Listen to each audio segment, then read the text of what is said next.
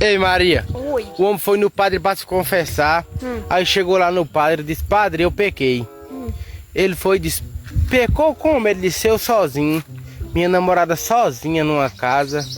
Nós dois sozinhos, tu já sabe, né, padre? Aí depois estava eu sozinho. Minha vizinha sozinha. Nós dois sozinhos numa casa.